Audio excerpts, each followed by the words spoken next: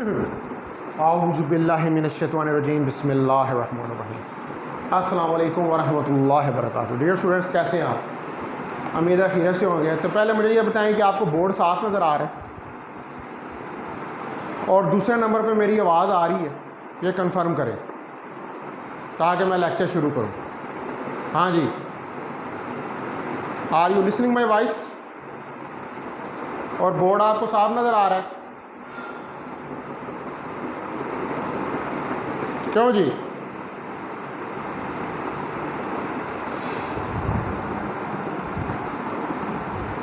तो मेरा ख्याल है कि आपको ठीक नज़र आ रहा है बोर्ड और सारी चीज़ें ठीक हैं। तो चले शुरू करते हैं फिर। आज हमारा ये जो ऑनलाइन सीरीज़ दोबारा शुरू हुई है, इसमें मैकेनिक्स 2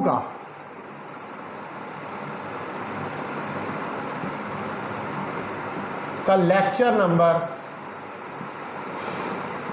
1, ठीक है। और डेट है आज हमारे पास 15/7/2021। तो हम बेसिक्स जो हैं अभी वो स्टडी कर रहे थे रोटेशनल डायनामिक्स की, जिसमें हमने rigid body, translational motion, rectilinear motion, rotational motion, इनको स्टडी किया था, ठीक है। उसके बाद हमने जो है वो एंगुलर जो वेरिएबल्स हैं उनको स्टडी किया और उसकी चंद एग्जांपल्स जो हैं वो देखी थी। तो आज हमने इसके अंदर जो चीज़ स्टडी करनी है रोटेशनल मोशन के हवाले से, वो हमने स्टडी करना है एक्सेलरेशन को, ठीक है। We will study acceleration today, कि इसको रोटेशनल डायनामिक्स के अंदर हम कैसे स्टडी कर सकते हैं। तो एक्सेलरेशन का तो आपको सिंपली वैसे ये पता है कि एक्सेलरेशन क्या होता है, rate of change of velocity. और एंगुलर एक्सेलरेशन क्या होगा, rate of change of angular velocity. तो हमारे पास यहाँ पर जो एक्सेलरेशन हैं वो कितनी किस्म के हैं, वो हमारे पास 4 किस्म के एक्सेलरेशन होंगे। ए आर, ए नेट, ठीक है, अल्फा और A C. These are 4 types of accelerations. ये 4 किस्म के हमारे पास एक्सेलरेशन है। ए आर जो है ये रेडियल एक्सेलरेशन, ठीक है। A R, what is this? This is radial acceleration. A net, total acceleration है, ठीक है। अल्फा एंगुलर एक्सेलरेशन है और A C centripetal acceleration.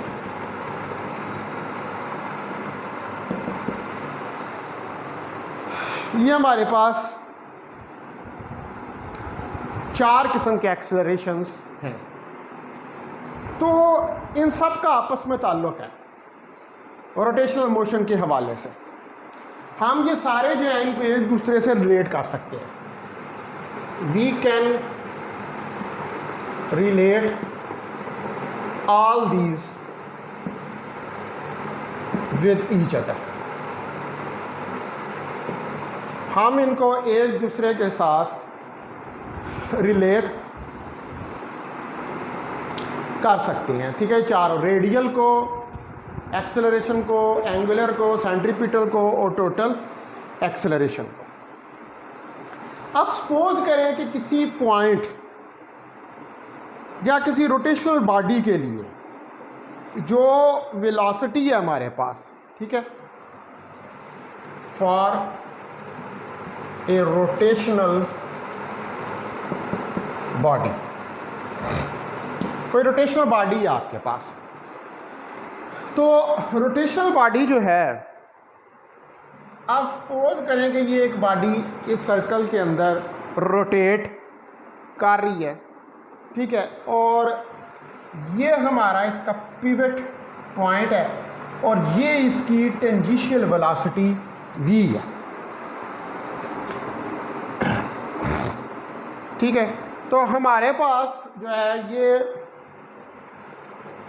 r इसका रेडियस हो जाएगा और ये डायरेक्शन है टेंजिशियल वेलोसिटी की v। देखें ना, ये हर पॉइंट पे टेंजेंट होगी, यानी कि इस मोशन के दौरान हर पॉइंट के ऊपर टेंजिशियल वेलोसिटी जो है उसकी डायरेक्शन चेंज हो रही है, डायरेक्शन उसकी चेंज हो रही है, वी टी की डायरेक्शन जो है वो चेंज हो रही है। ये पॉसिबिलिटी हो सकती है कि वी टी जो है उसका मैग्नीट्यूड सेम हो। ठीक है, मैग्नीट्यूड वी टी का सेम है लेकिन डायरेक्शन जो है वो चेंज हो रही है।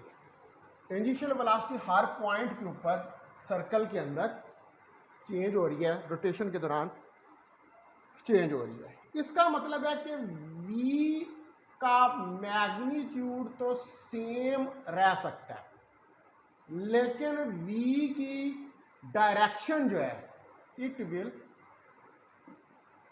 चेंज, तो ये चेंज होगी। अब ये डायरेक्शन क्यों चेंज होगी? इसकी वजह यह है कि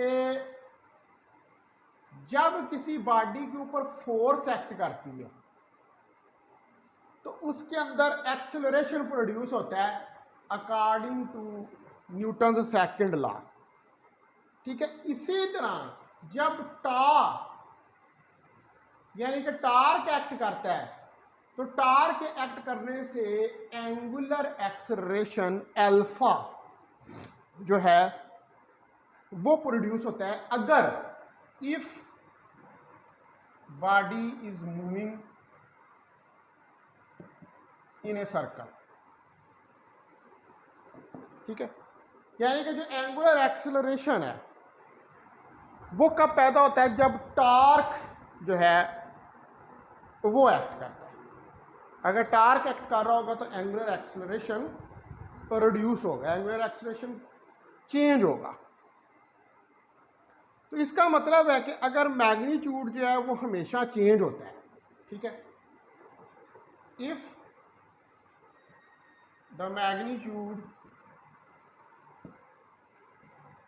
चेंजेस ऑलवेज, अगर हमेशा मैग्नीट्यूड चेंज हो रहा हो, अगर कोई बॉडी सर्कल के अंदर मूव कर रही है तो a t tangential acceleration a C is equal to d we over D T के बराबर होता है।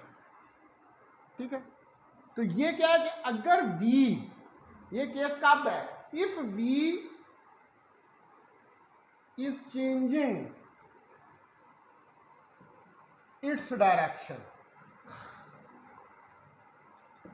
ठीक है, देखिए ये वी टी है, ये वी टी जो है ये हर पॉइंट के ऊपर अपनी डायरेक्शन को चेंज कर रही है। आप यहां से क्लियरली देख सकते हैं कि ये वी टी, तो जब ये डायरेक्शन चेंज हो रही है तो इसका मतलब है कि यहां पर ए टी टेंजिशियल एक्सेलरेशन जो है वो प्रोड्यूस हो रहा है।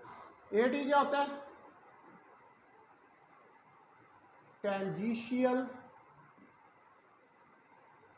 एक्सेलरेशन। ठीक है, v का मैग्नीट्यूड समझने की कोशिश करें इसको, क्योंकि ये we t tangential tangent to the circle है और ये सर्कल के ऊपर हर पॉइंट के ऊपर चेंज हो रही है। देखिए यहां भी वी टी है, यहां भी वी टी है, यहां भी वी टी है और यहां भी वी टी। ये हर पॉइंट के ऊपर जो है वो चेंज हो रही है। ठीक है, तो इसका मतलब है कि v जो है वो अपनी डायरेक्शन को चेंज कर रही है। तो ये ए सी आपने पढ़ा हुआ है कि ये v स्क्वायर ओवर r के बराबर होता है। v वेलोसिटी है और r radius of the circle है। चले इसको हम यहां पर कैपिटल R कह देते हैं, ये रेडियस ऑफ सर्कल है। तो हमारे पास दो लीनियर एक्सेलरेशन आ रही हैं यहाँ पर, एक ए टी है और एक ए नेट है, ठीक है, दो लीनियर एक्सेलरेशन है।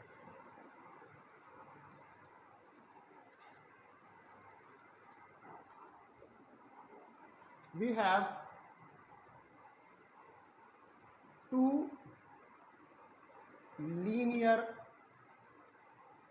accelerations, हमारे पास दो लीनियर एक्सेलरेशन है, एक ए टी और एक ए नेट, यानी कि टोटल और टेंजिशियल। अब आप देखें कि ये अगर सेंटर है और ये सर्कल है तो हर तरफ जो हमारे पास ए सी है ये टुवर्ड्स दी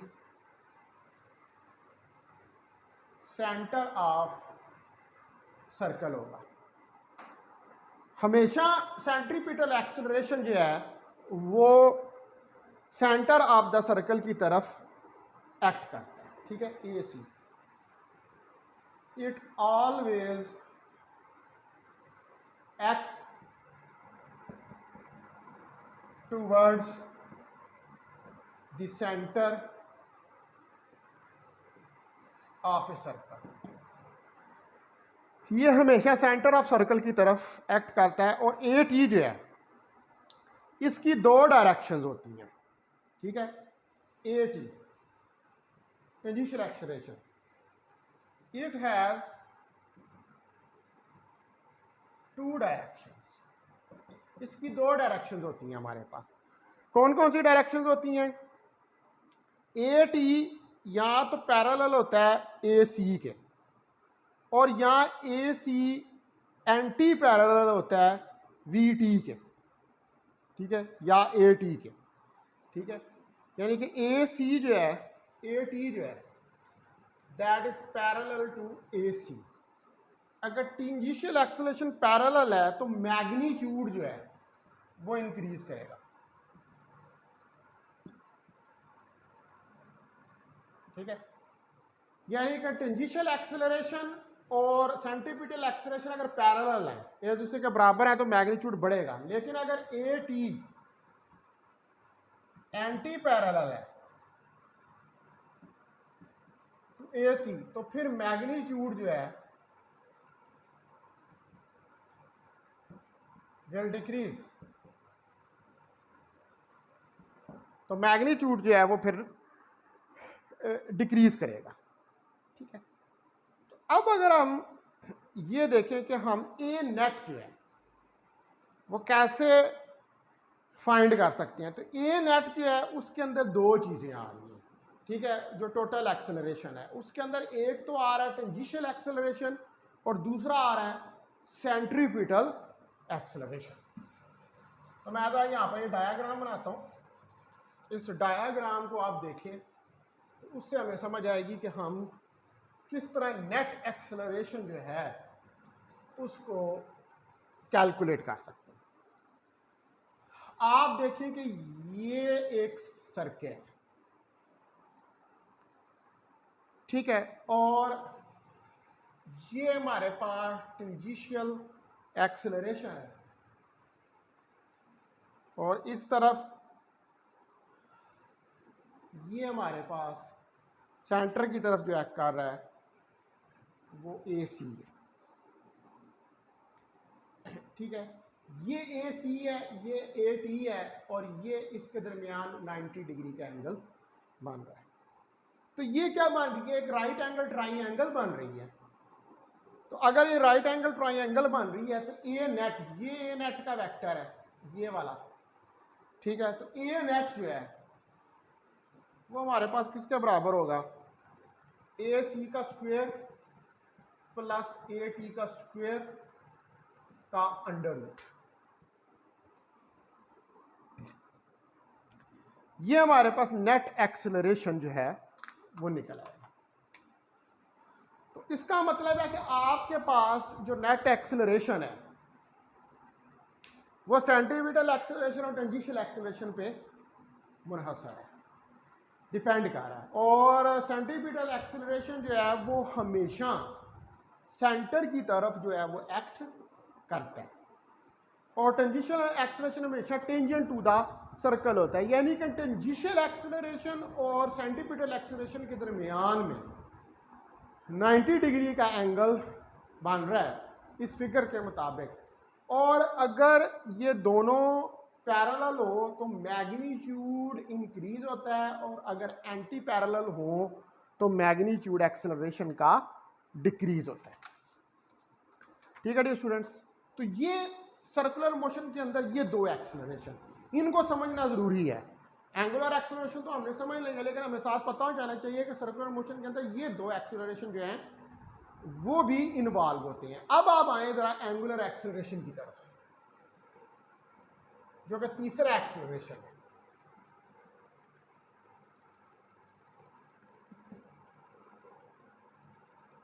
इसको अल्फा से हम डिनोट करते हैं। तो अगर हमारे पास थीटा 130 डिग्री हो, मतलब कोई एंगुलर डिस्प्लेसमेंट,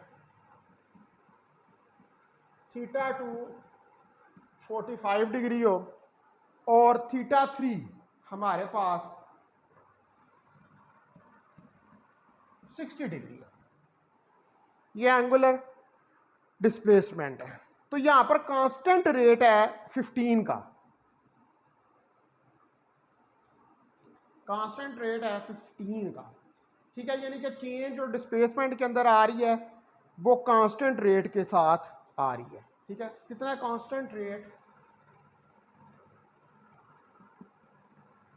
ऑफ 15 की चेंज आ रही है इसके अंदर, कांस्टेंट रेट के साथ एंगुलर डिस्प्लेसमेंट चेंज हो रहा है। अगर एंगुलर वेलोसिटी जो है वो हमेशा चेंज हो, ठीक है, इफ एंगुलर वेलोसिटी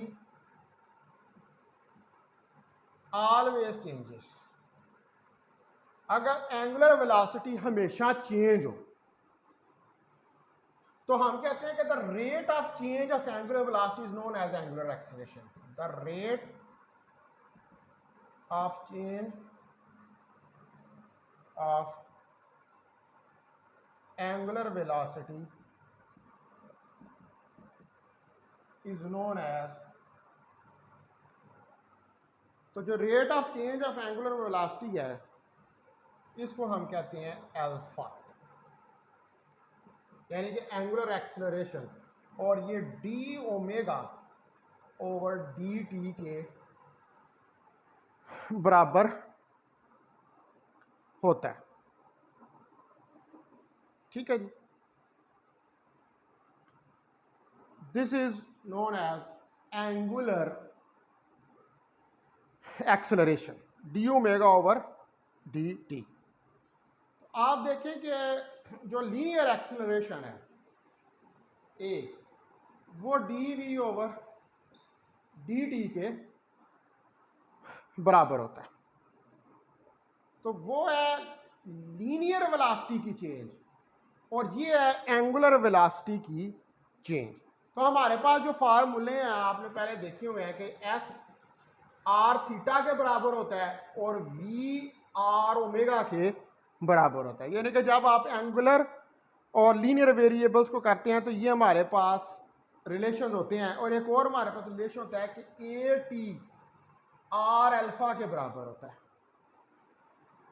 ये क्या है, ये एंगुलर और जो लीनियर वेरिएबल्स हैं उनको हम आपस में रिलेट कर रहे हैं। S is equal to R theta क्या है, ये डिस्प्लेसमेंट का relation, v is equal to are omega जो है ये वेलोसिटी का रिलेशन है, A T is equal to are alpha जो है ये एक्सेलरेशन का रिलेशन है। यानी कि यहां पर इन रिलेशन के अंदर लीनियर और एंगुलर जो वेलोसिटीज एक्सेलरेशन और डिस्प्लेसमेंट है, इन रिलेशंस के अंदर उनको रिलेट किया गया है। यानी कि ये तीन बेसिक रिलेशंस हैं एंगुलर या रोटेशनल मोशन के।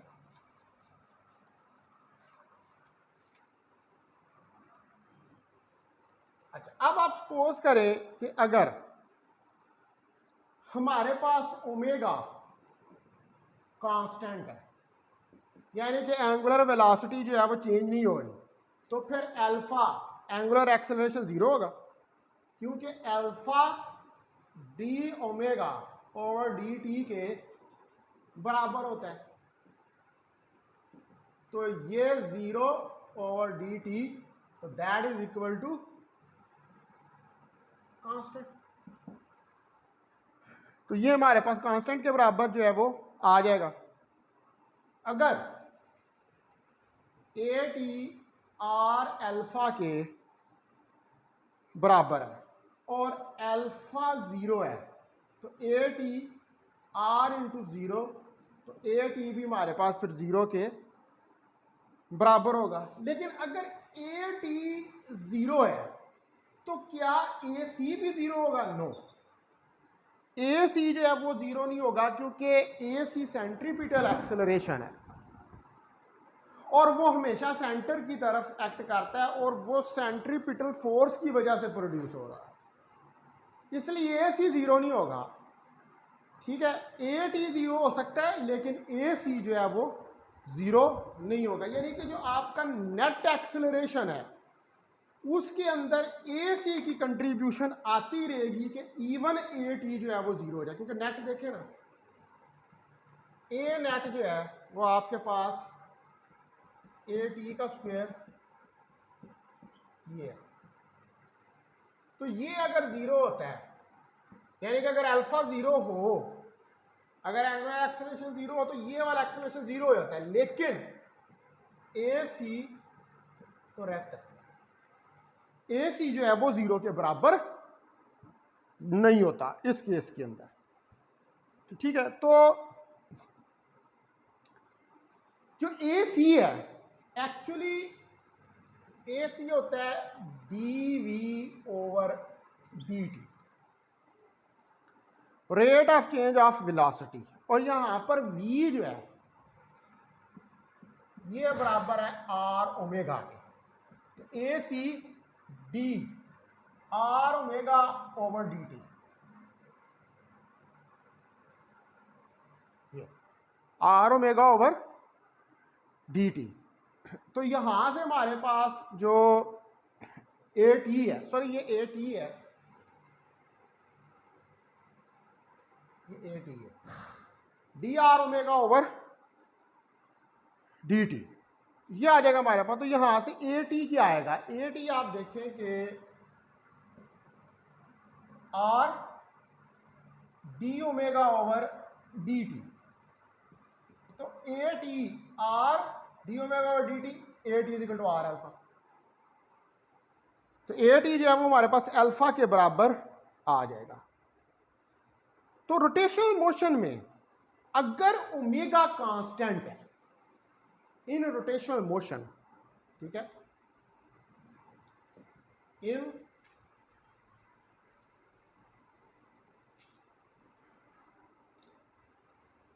In rotational motion, rotational motion के अंदर अगर अल्फा जीरो है तो इसका मतलब है कि ओमेगा कांस्टेंट है, यानी कि एंगुलर वेलोसिटी के अंदर चेंज नहीं आ रही। एंगुलर एक्सेलरेशन तो उस वक्त ही प्रोड्यूस होता है जब हमारे पास एंगुलर वेलोसिटी के अंदर चेंज आती है, तो ओमेगा तो कांस्टेंट के बराबर है। ठीक है, तो इस केस के अंदर ए सी जो है लेकिन even, that is not equal to zero. तो ए सी जो है वो जीरो के बराबर नहीं होगा, और ए टी और ए टी जो है ये मस्ट हमारे पास जो है वो होने चाहिए रोटेशन के लिए। इसका मतलब है कि ए टी और alpha, A T and alpha are not must for rotational motion,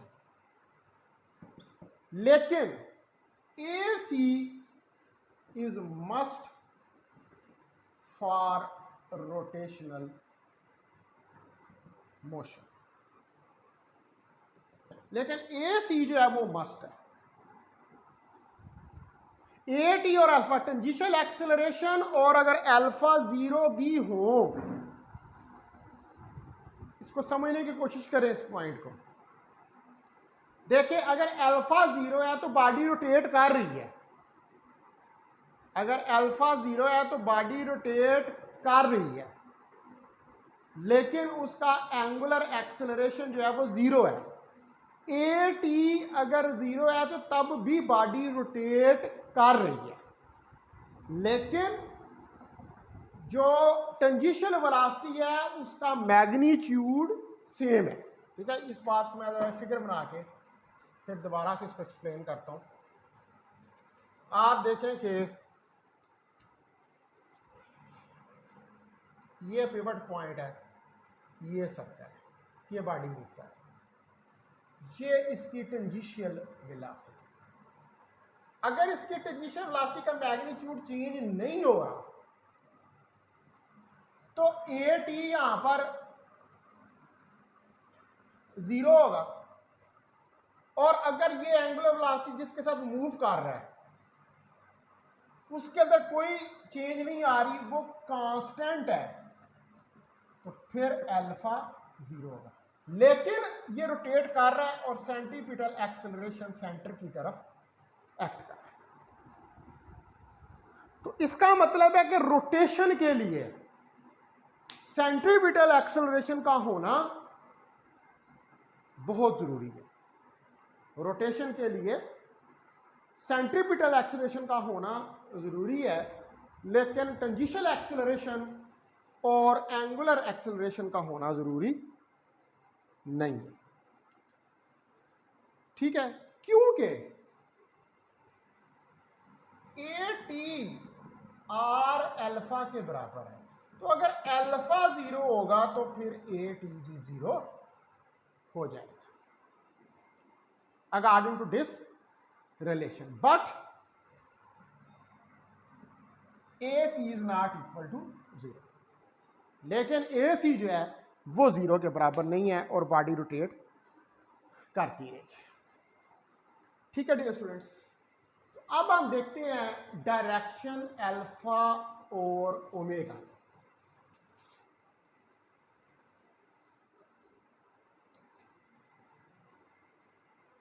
direction of alpha and omega, यानी कि एंगुलर एक्सेलरेशन और एंगुलर वेलोसिटी जो है इसकी डायरेक्शन को हम देखते हैं। तो इन दोनों की डायरेक्शन जो है वो फाइंड की जाती है by the help of right hand rule. The direction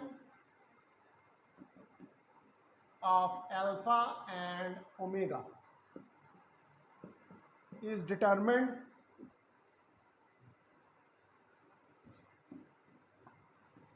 with the help of right hand rule। तो इसको हम राइट हैंड रूल जो है उसकी मदद से कैलकुलेट कर सकते हैं, जो डायरेक्शन है अल्फा और ओमेगा की। तो अगर ओमेगा और अल्फा एक ही डायरेक्शन में हो तो अल्फा और ओमेगा जो है इनकी डायरेक्शन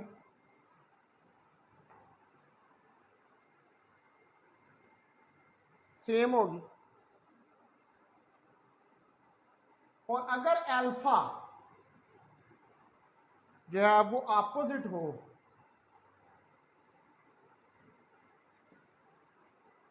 ओमेगा, तो फिर ओमेगा की डायरेक्शन नीचे की तरफ होगी। तो हम ये डायरेक्शन जो हैं इनको फाइंड आउट कर सकते हैं by applying the right hand rule. और ओमेगा और अल्फा की डायरेक्शन हमेशा along the axis of rotation होती है, हमेशा along the axis of rotation होती है। यानी कि अगर मैं फिगर बनाऊं यहां पर, तो ये हमारे पास पिवट पॉइंट है,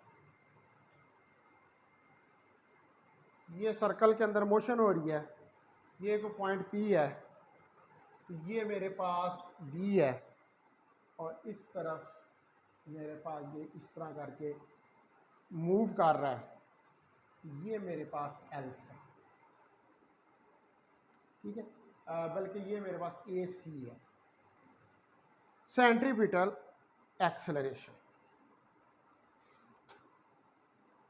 तो अल्फा ओमेगा जो है वो सेम डायरेक्शन में होंगे, ठीक है। अल्फा एंड ओमेगा ऐसे अंदर की तरफ, ठीक है। Alpha and omega will be same direction. वजह, उसकी वजह यह है कि ये कैसे फाइंड करें, ये राइट हैंड रूल लगाते हैं। ये आपके पास थंब है, ये फिंगर्स जो है ये एक्सिस के ऊपर कर्ल हो रही है, ये मार्कर वाला एक्सिस है, और ये थंब पॉइंट कर रहा है in the direction of angular velocity and in the direction of angular acceleration. तो एंगुलर वेलोसिटी और angular acceleration according to right hand rule हमेशा along the axis of rotation होते हैं, इसलिए इनकी डायरेक्शन एक दूसरे के पैरेलल होती है।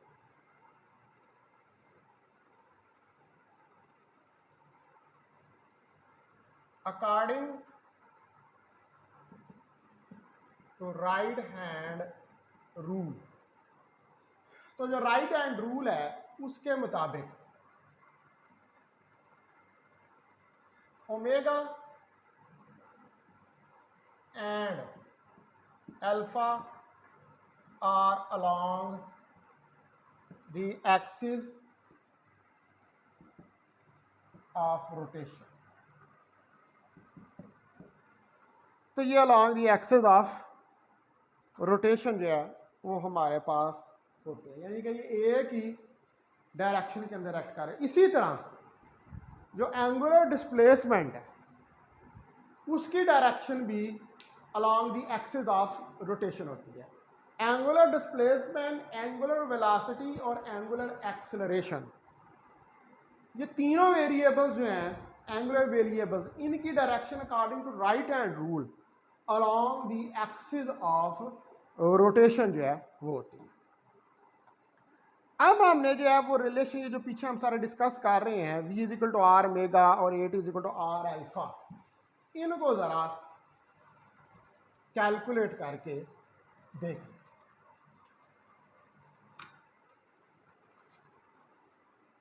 तो रिलेशन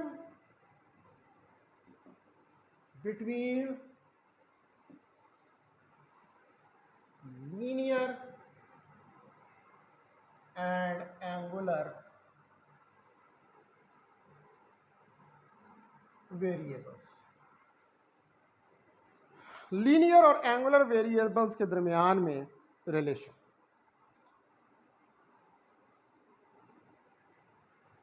सपोज करें कि ये एक सर्कुलर मोशन हो रही है, ये कोई एंगल फाई है और ये कोई पॉइंट पी है और ये कोई क्यू है, यहाँ पर एक पार्टिकल मूव कर रहा है और ये इनके दरमियान आर्क है, ठीक है। ये एक पार्टिकल मूव कर रहा है, इसका ये रेडियस आर है। तो हमारे पास एस यहां पर आर फाई के बराबर है, आर रेडियस, फाई एंगल और एस जो डिस्टेंस इस सर्कल के ऊपर वो कवर कर रहा है, ठीक है। यानी कि आर्क लेंथ जिसको कहते हैं, ये वाला जो होता है ये एस होता है, या आप मुख्तलिफ पॉइंट बना लें तो ये आर्क लेंथ जो है ये आपके पास आएगी। अब इसका अगर मैं टाइम डेरिवेटिव ले लूँ,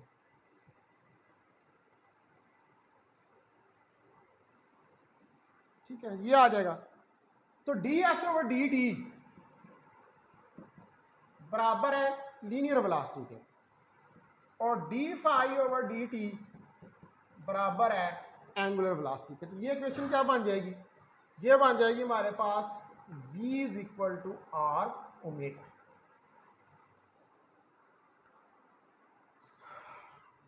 तो वी टी, ये we T actually tangential velocity, omega angular velocity, और आर जो है वो रेडियस है। अब इसी तरह ये इक्वेशन जो है इसका मैं टाइम डेरिवेटिव ले लूँ, d v t over D t r d omega over D T. तो d we over D t a t के बराबर, आर एल्फा, और डी ओमेगा और डी टी जो है वो एल्फा के बराबर हो गया। तो एल्फा एंगुलर एक्सेलरेशन है, ए टी टेंजेंशियल एक्सेलरेशन है, और ए सी जो होता है हमारे पास यहां पर, ए सी जो होता है, ए सी जो है वो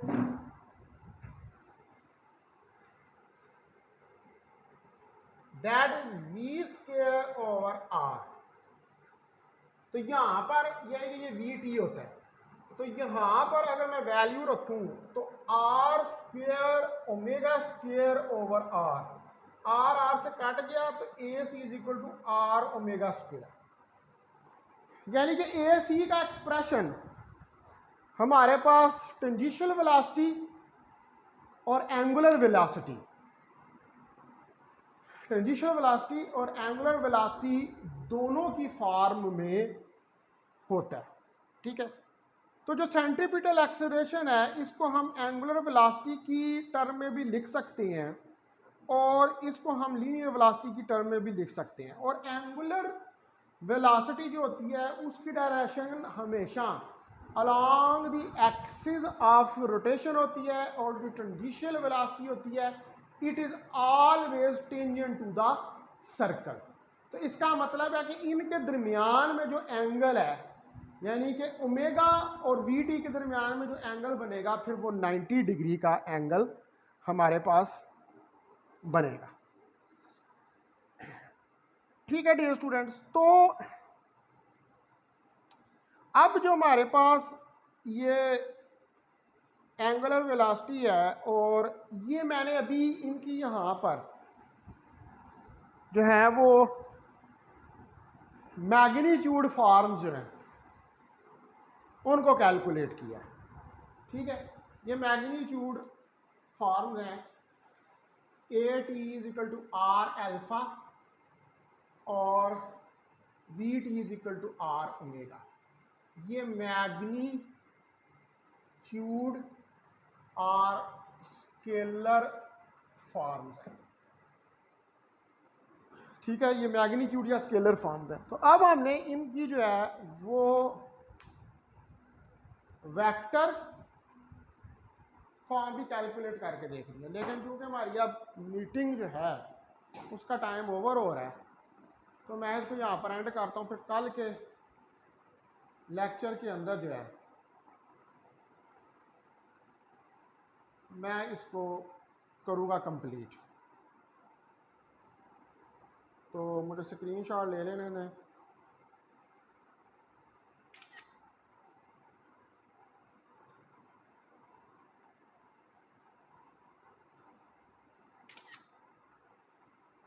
तो अगर कोई क्वेश्चन है तो आप पूछ सकते हैं।